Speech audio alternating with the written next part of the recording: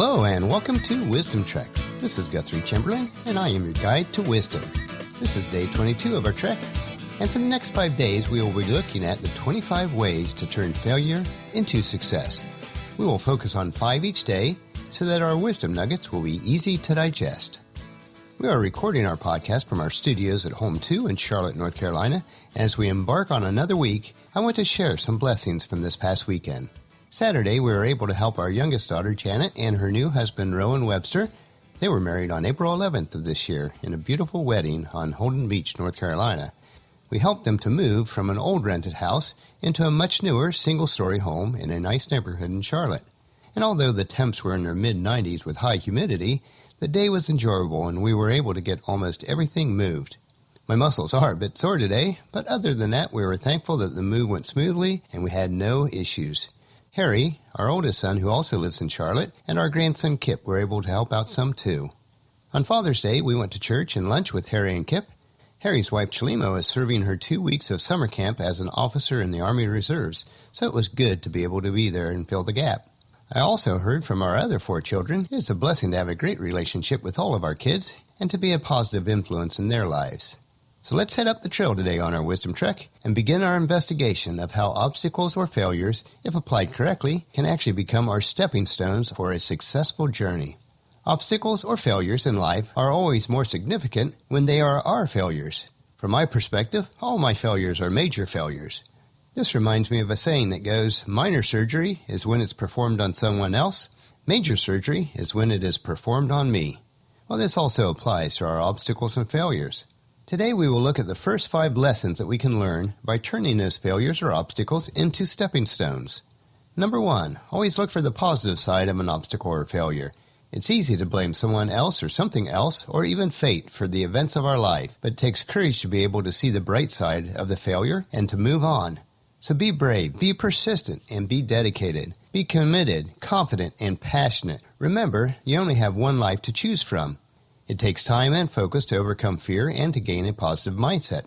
The first lesson is to consciously maintain a positive attitude. If you do this, no matter what you encounter, you'll be able to see the lessons of the experience and continue to push forward. So our first stepping stone is to take courage and to be positive. Number 2, failure is a time for celebration. Say what? Failing is never fun. But if you celebrate the fact that you've gained knowledge, wisdom, and discernment, then failure has served a useful purpose. The trail to success is littered with the failures of those individuals who have chosen to celebrate the opportunity that each failure provided. The most significant breakthroughs in all areas of life were built on the backs of failure. Whether it was Abraham Lincoln, Thomas Edison, Walt Disney, or a host of others, their celebration of failure spurred them on to success. One of the biggest secrets to success is operating inside your strength zone, but outside your comfort zone. So stepping stone number 2 is to celebrate the wisdom gained.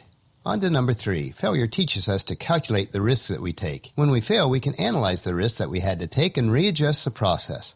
Risks may not be eliminated, but we will better know what risks not to take and be better prepared.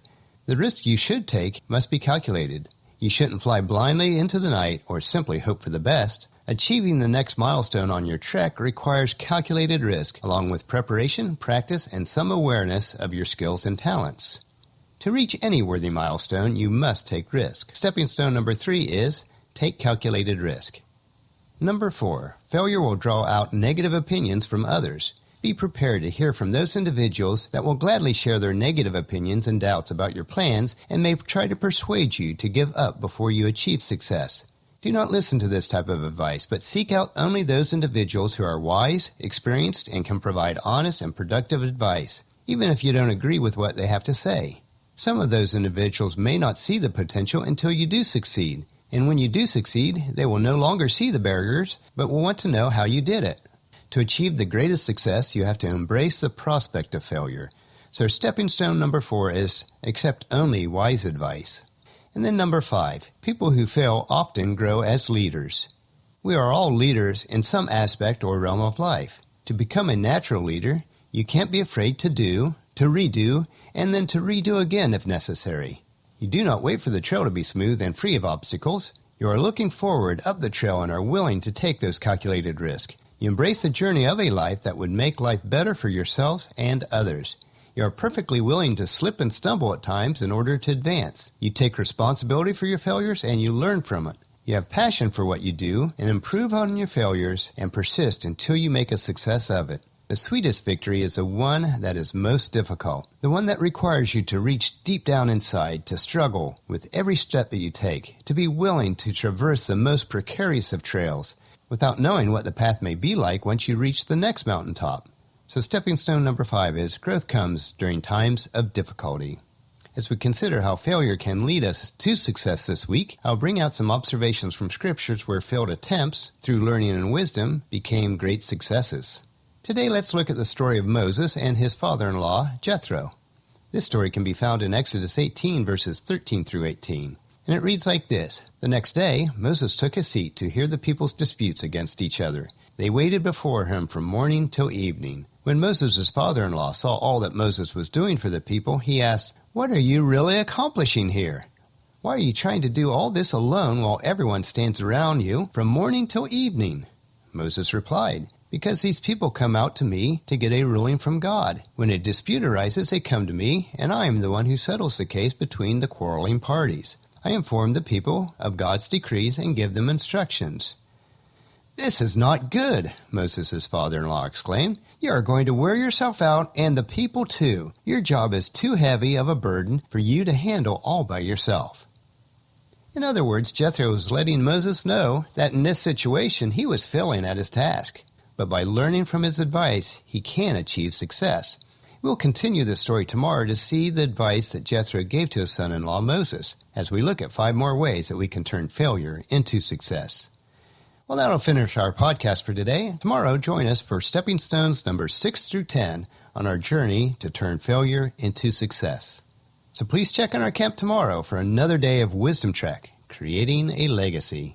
I encourage you to leave a discussion topic, comment, suggestion, or question about the podcast on the Contact Us page of our website or email me at guthrie@venturecg.com. We'd love to have the interaction from members of our Wisdom Trek team. And if you haven't done so already, please subscribe on iTunes or the player of your choice so that Wisdom Trek will be downloaded to you automatically each day. And please leave us a rating on iTunes or Stitcher.